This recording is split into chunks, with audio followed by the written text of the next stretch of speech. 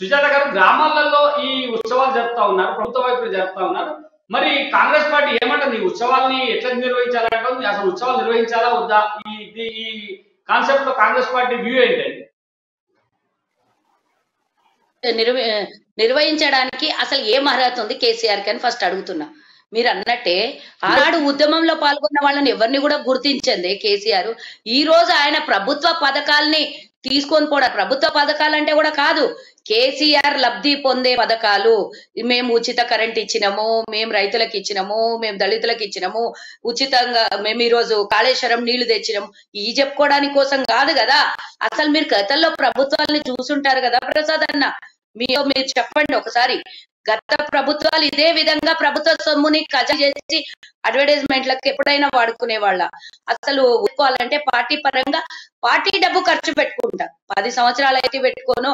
తెలంగాణ వచ్చినంత సంబరం కాదు వాళ్ళకి అసలుకి. పార్టీని చేసుకోవడానికి ఈ రోజు వ్యతిరేకత భావాలు ఉన్నాయి తెలంగాణలో పూర్తిలో. మీరు నమ్మండి నమ్మకపోండి, తెలంగాణ ప్రజలు మాత్రం పూర్తి వ్యతిరేకంగా ఉన్నారు. ఇందాక సోదరులు చెప్తున్నారు, విశ్లేషకులు, పూర్తి వ్యతిరేకత ఉంది. కాబట్టి దాన్ని తీసుకొని పోయి ఉత్సవాలు జరుపుకుంటున్నారు వీళ్ళు. వాళ్ళు చేసుకోండి. నిజంగానే తెలంగాణ వచ్చింది అని అంటే, తెలంగాణ ఇచ్చిన కాంగ్రెస్ ఉంది కదా, పార్టీని ఎందుకు ఈ ఈ ఈ కార్యక్రమంలో ఆహ్వానం లేదు? ఈ కార్యక్రమంలో తెలంగాణ ఇచ్చిన కాంగ్రెస్ గా కనీస ఇన్విటేషన్, కనీసం ప్రతిపక్షాలని, ఇందాక సోదరులు అన్నాడు, ప్రతిపక్షాలని తెలంగాణ ఉత్సవం చేస్తే వచ్చింది. కేసీఆర్ ఒక్కళ్ళు చేస్తే తెలంగాణ రాలేదు కదా. తెలంగాణ జాతీయ ఉత్సవాలు అని అంటే తెలంగాణ వచ్చినందుకు ఉత్సవాలా, లేకపోతే 10 సంవత్సరాల్లో కేసీఆర్ బలిసిపోయి ఈ రోజు వాళ్ళ పార్టీ నాయకుడు ఎంత సంపాదించినమో అని సెలబ్రేషన్ చేసుకునే ఉత్సవాలు? తెలవాల్సిన అవసరం ఉండదు. అసలు నిజంగా తెలంగాణ వచ్చినందుకు ఉత్సవాలా, ఈ రోజు బీఆర్ఎస్ పార్టీ ఎస్టాబ్లిష్ చేసుకునే ఉత్సవాలు? ఇంకోటి కూడా తెలుసుకోవాలి. ఈ ఈ సందర్భంగా నేను ఇంకో విషయం కూడా చెప్పాలనుకుంటున్నా. కేసీఆర్ దేశకి నేత, రేపు పొద్దున రైతు రాజ్యం తెస్తా అని ఏదో పోయిండు కదా. మళ్ళీ ఏమైందండి? ఎన్నికలు మహా అయితే ఇప్పుడు 6 రాష్ట్రాల్లో ఎన్నికలున్నాయి. ఇంకో 6 నెలల్లో, 6 నెలలు కూడా పట్టకపోవచ్చు, 5 నెలల్లో మొత్తం దేశవ్యాప్తంగా ఇంకో 6-7 రాష్ట్రాల్లో ఎన్నికలున్నాయి. మరి ఈ దేశకి నేత ఎక్కడ పోయిండండి? ఏడబోయి ప్రచారం చేస్తున్నాడు. ఇవన్నీ తిరిగి వచ్చే లోపల మొన్న కర్ణాటకలో ఓడిపోయింది బీజేపీ. కాబట్టి ఆ గతి మాకి కూడా పడుతుంది అని అదేమంటారు, తిరిగి వచ్చినోడంట మళ్ళా ఇంటి కూడు కోసం వల్ల వాపస్ వచ్చిండట. నువ్వు రాష్ట్ర ధనాన్ని కొల్లగొట్టి రాష్ట్రంలో సంపాదించుకున్న అంటే ప్రజల ఆస్తుల్ని, ప్రభుత్వ ఆస్తుల్ని అన్ని దోచుకొని ఈ రోజు నువ్వు దేశం మీద పోయి అన్ని రాష్ట్రాల్లో నేను ప్రచారం చేసుకుంటా, ఈ డబ్బునంతా ఖర్చు చేస్తా అక్కడ అని చెప్పేసి తిరగడానికి పోయినావు. కానీ నీకు తిప్పి కొట్టింది ఇక్కడ తెలంగాణలో దిక్కు లేదు, నేను దేశం మీద పోయి ఏం చేస్తా. మొన్న మహారాష్ట్రలో వ్యవసాయానికి సంబంధించినటువంటి ఒక ఎన్నికల్లో 18 డిపాజిట్లు కూడా దిక్కు లేకుండా పోయినటువంటి బీఆర్ఎస్ పార్టీ, ఇక మేము ఇట్లా ఇప్పుడే పోయినాము అని అంటే ఇక్కడ తెలంగాణలో ఖతమైపోతాం, ఇక దేశం మీద దేవుడు ఎరుగు అనే భయంతో వాపసి అని తిరిగి వాపస్ వచ్చి ఆయన రాష్ట్రం ఆయన చూసుకుంటేనే చక్కగా అవుతుంది అని చెప్పేసి మళ్ళీ ఎస్టాబ్లిషన్లు, ఈ కార్యక్రమాలు, ఈ కథా కార్ఖానా. మీరు చూడండి, కర్ణాటక ఎన్నికల తర్వాత ప్రజలందరూ కేసీఆర్ ని వ్యతిరేకించడానికి రెడీ అయినారు.